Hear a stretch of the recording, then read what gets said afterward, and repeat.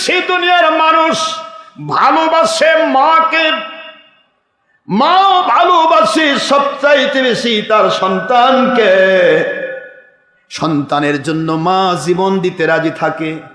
সন্তানের জন্য মা 10টি মাস ধরে সন্তানকে কোলের মধ্যে পেটের ভিতরে বহন করে, যেখানেই যায় বহন করে নিয়ে যায়।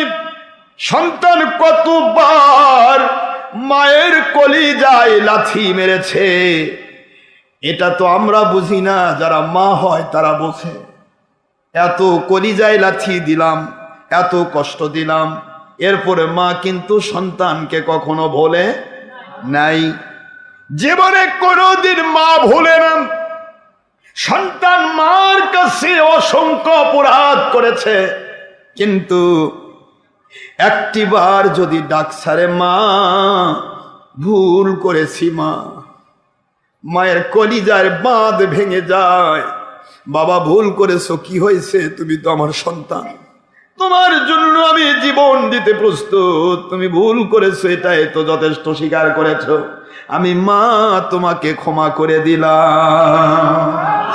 কত ঘটনা মা নিয়ে, কত ঘটনা বাবা নিয়ে।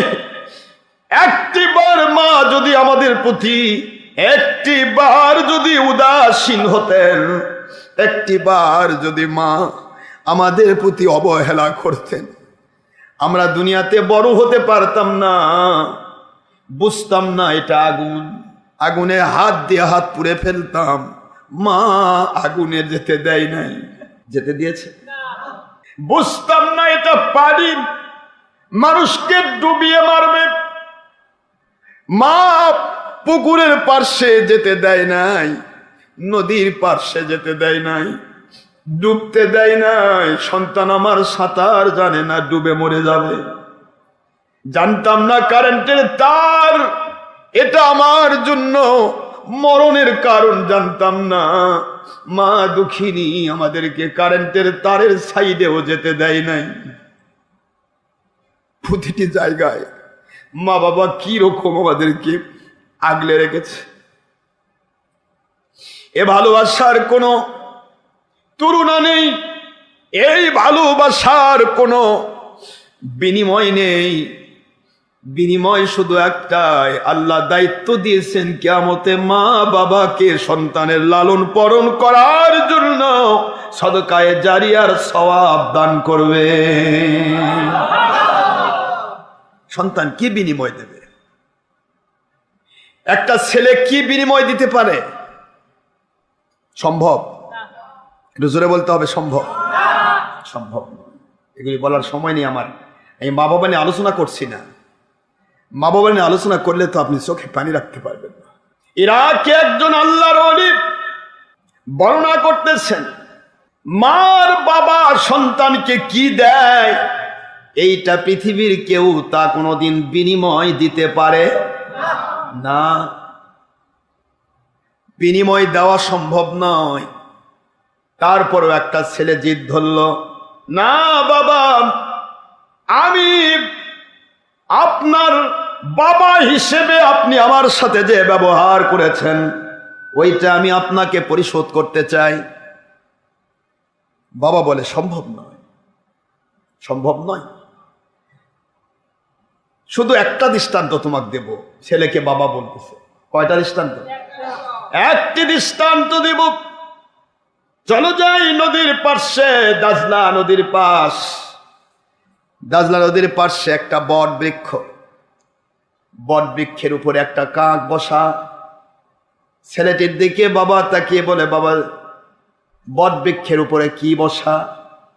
ছেলেটি প্রথমবার জবাব দিলেন, ওটা কালো কাক বসা। বাবা আবার বলে, আব্বা বলুন তো ওটা কি? ওটা কাক। দ্বিতীয়বার প্রশ্ন উত্তর দিয়েছে।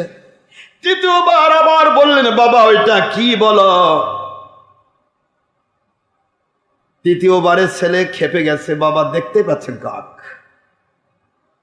আপনি তো অবুঝ না, আপনি দেখতে পাচ্ছেন কাক, এতবার জিজ্ঞাসা করার প্রয়োজন আছে? বাবা বলতেছে, ছেলের এই যে ব্যাপারটি শুধু তোমার মেজাজ, তোমার ভিতরে যে মেজাজ, ওই মেজাজ যদি আমি বাবার ভিতরে থাকতো, যখন তুমি কেবল কথা বলা শিখেছ, বাবা বলো মা বলো এটা কি ওটা কি বলা শিখেছ, এই বটবৃক্ষের নিচেই বসা ছিলাম, উপরে একটি কাক বসা ছিল, ওই দিন তুমি এই কাক নিয়ে আমাকে 99 বার প্রশ্ন করেছো। আমি একটা বারও রাগ করি নাই, একটা বারও আমি রাগ করি নাই।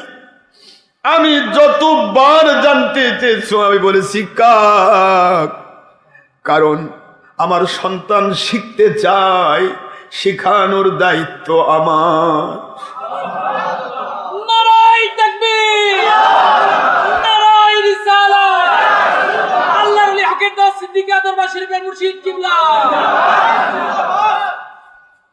আমার সন্তান শিখতে চায়, আমার সন্তান জানতে চায়। কত মানুষের সন্তান মুখ দিয়ে কথা বলতে পারে না, আমার সন্তান কথা বলছে। সন্তান যত কথা বলে মা বাবার কলিজার ভিতরে তত মায়া লেগে যায়। একটিবার দুইটা নয় বাবা, 99 বার তুমি প্রশ্ন করেছ, আমি 99 বারই উত্তর দিয়েছি ওটা কাক।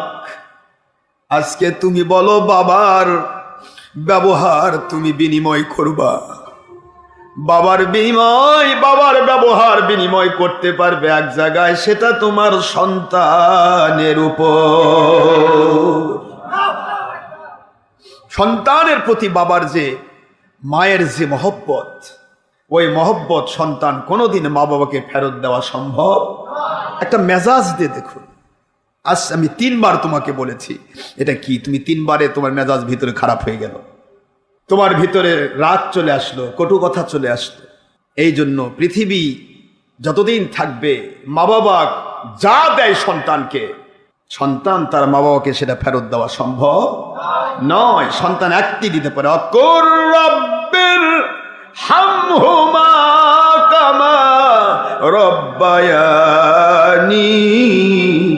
সগীরা।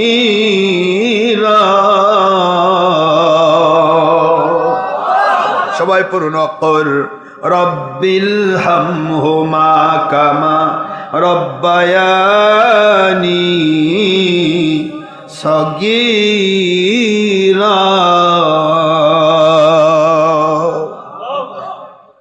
কোরআন শরীফ সূরাতুল বনী ইসরাঈলের এখানে 23 নম্বর আয়াত শরীফ আল্লাহ বলে দিলেন, 23 আর 24 দুইটি আয়াত।